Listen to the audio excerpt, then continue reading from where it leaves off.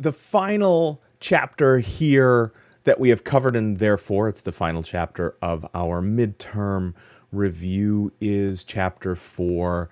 This may as well have been called selection.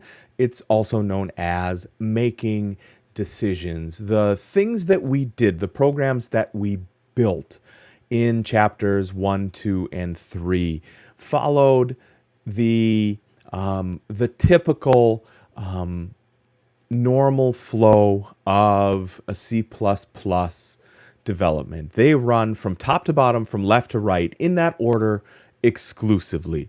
Line number 1 is executed and followed by line number 2. Line number 2 is followed by line number 3. Line number 3 is executed and followed by line number 4. You can see where that is going. And that works for some of our developments, but it's not going to work for every development. We could not have a Windows OS. We could not have a Mac OS. We could not have an iOS.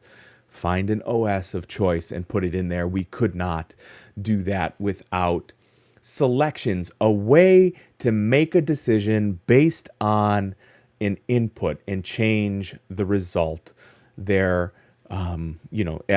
Change the result as a result of the input that we have. So there's a couple of things to remind you of here. We did have our first look at relational operators. I believe that's 4.1. That is things like greater than, less than, greater than or equal to, less than or equal to, and not equal to. So that gives us a way to test things. We're able to test, like we had mentioned in the chapter 2, the chapter 3 review, is lowercase a less than uppercase a. It gives us a way to be able to test that. That tests out as false. We did also have the logical operators. That is 4.8. The logical operators are or, and not. So or is the 2 bars, and is the ampersand, and not is the exclamation point. That gives us a way to chain logic together. Now, what kinds of logic can we use? What kinds of selection logic can we use? That's really most of the rest of chapter 4. We have the if statement, where we are looking for an action based on a single condition. There's not necessarily something else to test for. So we could do a single test. If vampire stake through the heart, there's no other situation there, right? We don't necessarily have to investigate that any further. We will find that there are far, far, far fewer Draculas among us, that we don't really have to say in an if-else statement, if vampire stake through the heart, else not stake through the heart. That else we have to test an awful lot, so that's not really necessary. So we have the if statement, the if-else statement, where we have 2 potential actions that can be undertaken there. And we also have the if-else chain, where we have multiple different conditions that we can check for. Remember, we use the else for our catch-all. We use that else statement for things that we don't expect that we're going to have to deal with, but just in case they come up, we use them essentially to alert the user. Later on in different versions of C++, we'll actually put warnings and flags into files so that we can see if anything went wrong during the run of a program. So that was the if-else chain. The other statement we have is the switch, and I know.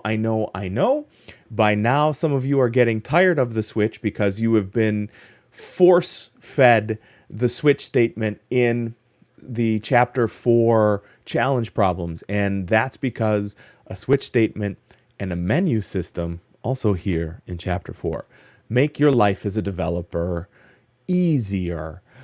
So a switch statement is another way to represent an if, else chain, but it does it in a much more compact format. The one thing to remember about the switch statement is where we can do math. We can, say is A less than B.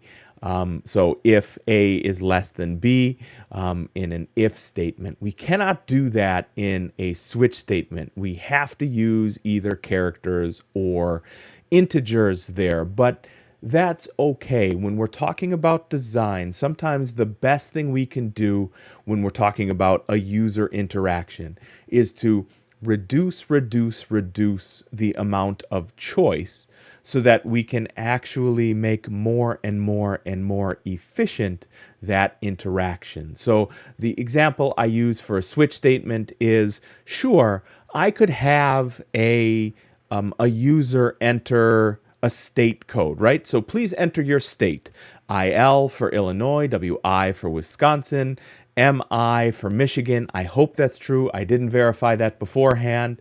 AZ for, hopefully that's Arizona. Here's where that problem starts to happen is now I have asked a user to be 100% certain that they know what the 2-character state code is for, let's say, their mailing address. Now, I'm not suggesting that users have malicious malfeasance, that they are angrily stupid.